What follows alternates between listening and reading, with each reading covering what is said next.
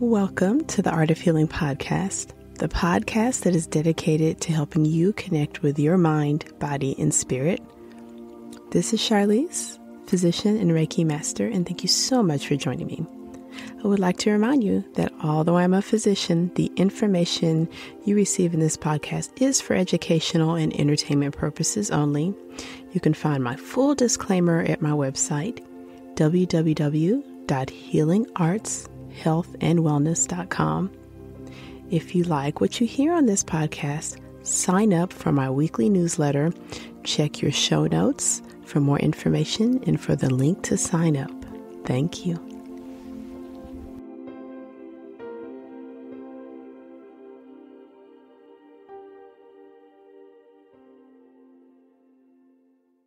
Okay.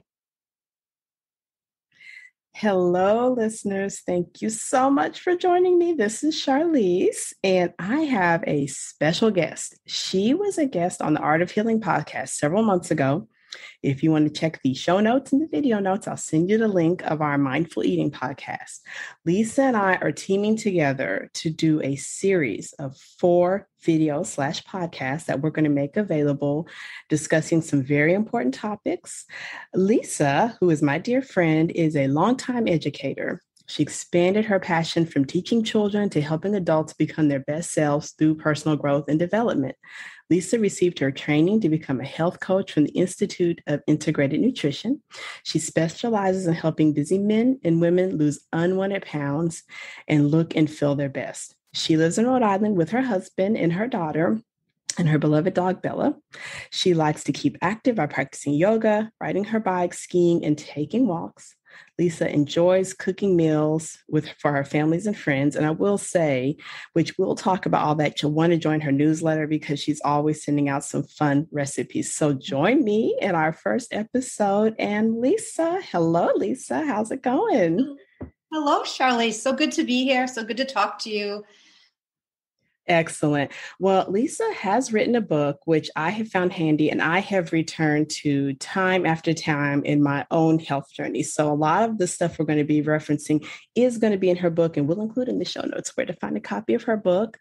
So today I wanted to talk about something you brought up in your book. Quote, you, Lisa, nourish to flourish. In chapter 6 of your book, you tell us to nourish to flourish. Can you describe a little bit what that means, to nourish and flourish? Sure, I'll be happy to. Well, let's think back. Long before we were on this earth, we didn't have to think about eating foods to, nourish us, because we were automatically, we knew that we needed foods to survive. So, and to get energy to do, to continue our day and to do our work. But over the years, these foods, even, in the last couple of decades have been depleted of the nutrients that our body needs to work the way we want them to work. We want the energy throughout the day. We want our minds to be clear. We want to be able to sleep at night well. So these, the meaning of, eating nutritious foods has become a job, whereas years ago, it was not a job, because we naturally more people ate plants, obviously, make plant-based foods, and they came from gardens. It was unheard of to have all these boxed or packaged foods. So we now have to pay attention and, put effort into what we are eating for the results we want. We want energy, right? Who doesn't want to feel great during the day while you're working, while you're playing, while you are socializing? You want to, who doesn't want to look good? You don't want to, food affects our skin. Your skin can dry out if you're not, eating the foods right for you. And we talk about that. I brought that up in my book too. We're all different. So what your best friend's diet is, and they're talking about it, may not work for you. So we have to keep that in consideration too. So as far as nurturing foods, it's pretty, I think we all know, not we all, well, it's common to know what is good to eat and what's not good to eat. Basically, you're not going to, eat cake for lunch or potato chips for dinner. But a lot of times foods, they can be disguised, meaning like they might be packaged and they'll say, oh, all natural energy, long-lasting energy bars, like the granola bars make you think, oh yeah, this is great. I'll eat this for lunch because I'm so busy. And then a couple hours later, you look, you find a hidden ingredient was sugar, and now you feel this lull at 3 or 4 o'clock in the afternoon. So that's not working with you; it's working against you. So like food is so. What do we use food for? We use it for celebration. It's our culture, right? We express culture through different dishes that we make, and we share with family and friends. It's also used for celebration gatherings, a lot of cookouts in the summer where we're not, maybe it's you can easily go off track, maybe not eating the best or nutritious food for yourself because you're talking and you're not going to naturally have a list of foods to eat when you just want to have a good time, which that's an important piece of health too, is to enjoy yourself. So, food is not, it's a job. It's a way of, we have to really pay attention because there's so much distraction out there. So basically, I like the way you're saying that because, and I'm just even thinking about like my past week of seeing patients and how often this comes up as far as nutrition. And the way you're saying it is just open your heart, think about it, put your mind to your foods. Don't just sort of grab stuff. And I have to tell the listeners and the watchers that when I read Lisa's book, the way that she recommends that you approach this is so subtle and it's so gentle that you start doing it. You don't even notice you're doing it. Like they're like, oh, okay. And you gently start changing what you're doing. You see some nice little changes, but you're asking us to approach our food with some thought, some mindfulness. It's not just grab it, ram it in your mouth. Mm-hmm. So that kind of leads me into, okay, so I was kind of talking about like anyone can Google what to eat. We can look on Pinterest for healthy meals. We're all doing this kind of stuff, right? Yes. Because we want to feel good. Ultimately, no one wants to not feel good at the end of the day. We want to nourish our bodies so they work for us. So I think, now we can think about not what we eat, but how we eat it. That's a big factor that, you're not going to see in the latest diets. And there are hundreds of different diets out there, but knowing how to eat and what you were talking about, Charlize, the mindful eating, the slowing down of the meal, that definitely affects how you are, you begin to intuitively know what's good for you and what's not good for you. Describe for us mindful eating, if you don't mind, because and part of what inspired me to want to do this with you again was that topic ended up being extremely popular for the followers, was mindful eating. Why don't you describe, in case someone didn't hear that podcast, what mindful eating is? Sure. As I spoke about, it's not the what you're eating, it's the how you're eating it. So it actually affects your digestion differently, and it gives your body a chance to catch up to your brain and say, hey, wait a minute, I'm full and I don't need that extra bite. So it helps with portion control. That's the how.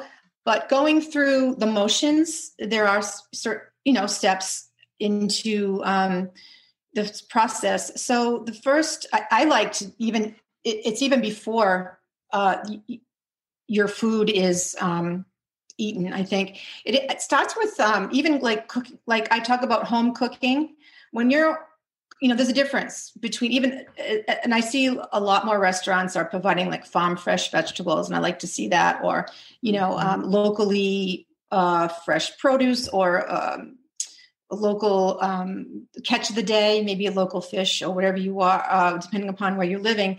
But yeah, that's, wonderful. But, there's also another vitamin in food, and we call that vitamin L, which is vitamin like love, meaning when you're preparing food for yourself and your family, for friends, you're enjoying it. You're putting your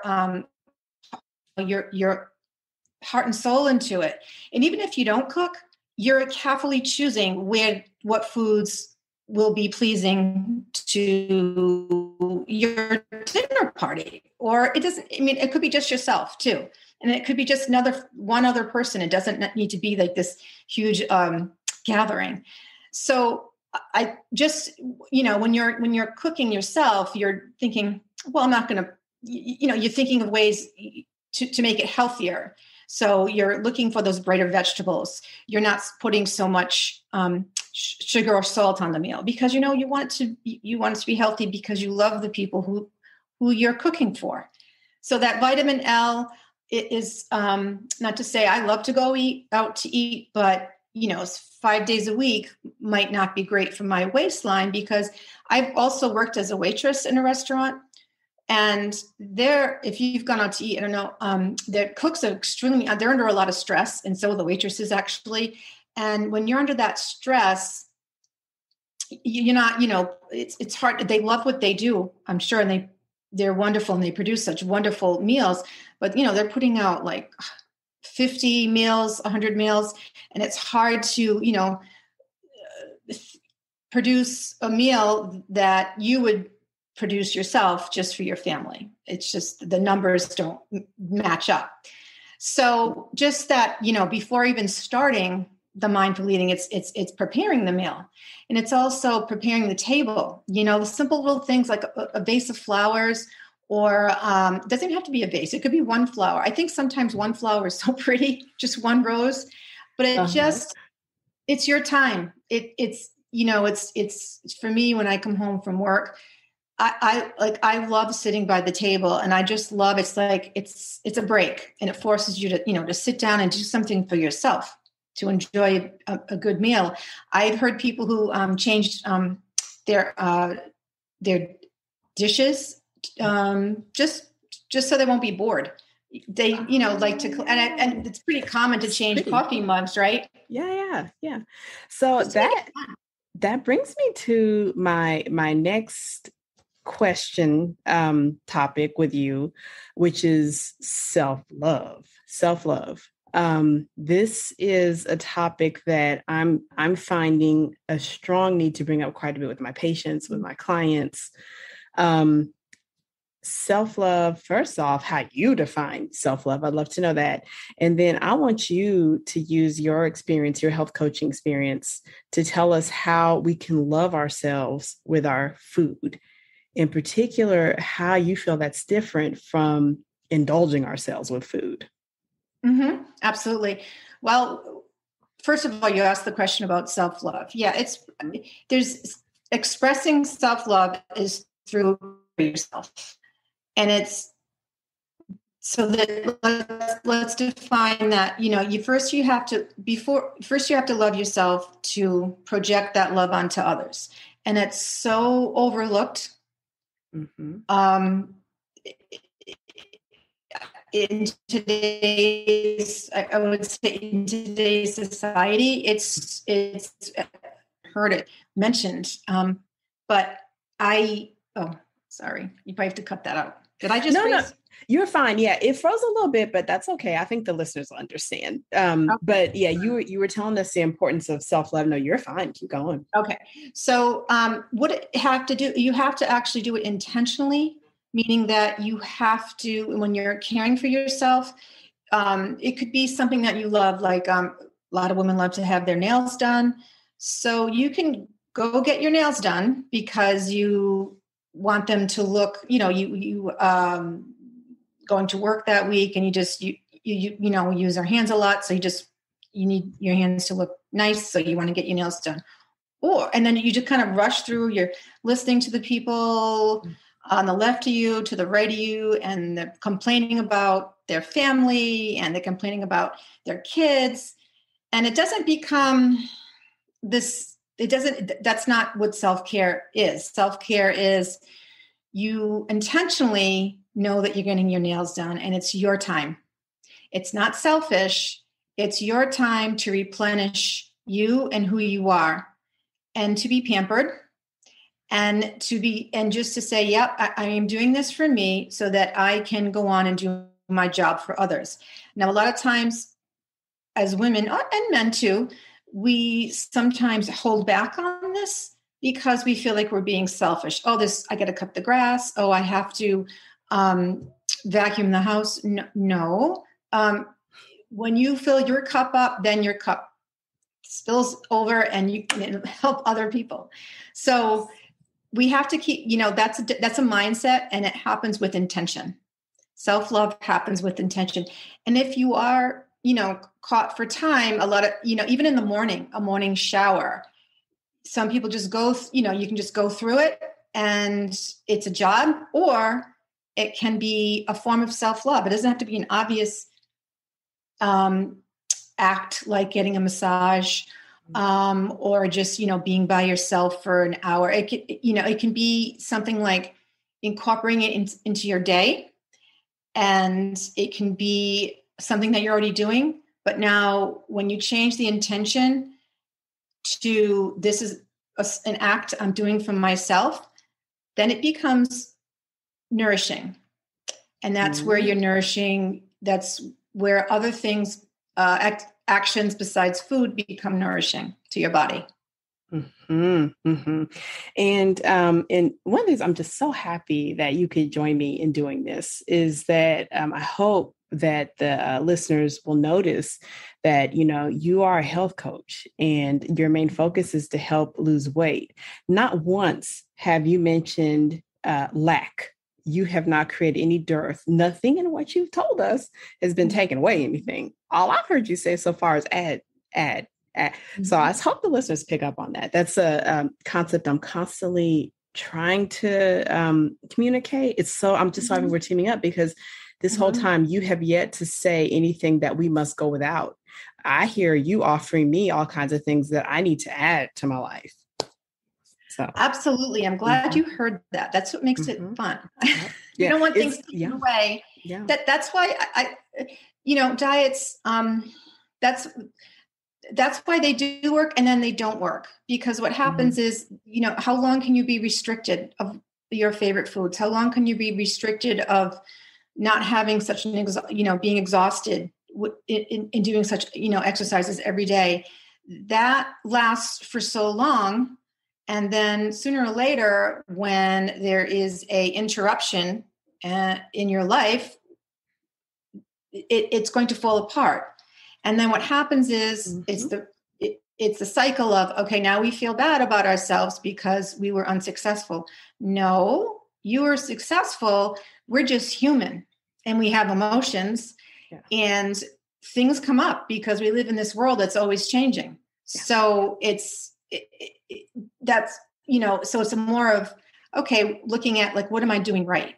What's going well? How am I doing better than I did last week? Last week, I drank 2 glasses of water. Now I'm enjoying drinking 4 glasses of water this week. And maybe, next week incorporate 6 glasses of water into my day. It's the small changes that small changes that make the big change that we can notice. So it's not an overnight magic pill you can take. It's these little yes it's thank you. And I'm telling you, and what I'm learning in this journey, and it's just so good to have you share this wisdom with the listeners, is that it takes time, it's patience, it's attitude of abundance. Oh my goodness, I'm so glad you're conveying this. My last question for you, in your book, in chapter 12, practice gratitude with attitude. So please explain to us how gratitude helps you, how gratitude helps your clients. Can you tell us some about that? Okay. This definitely is a part of your health. And it also is it also attributes to, losing weight. Yes, it does. I know it's like, how can you, if you say thank you, how can you lose weight? Well, what's happening is it's a law of attraction in action.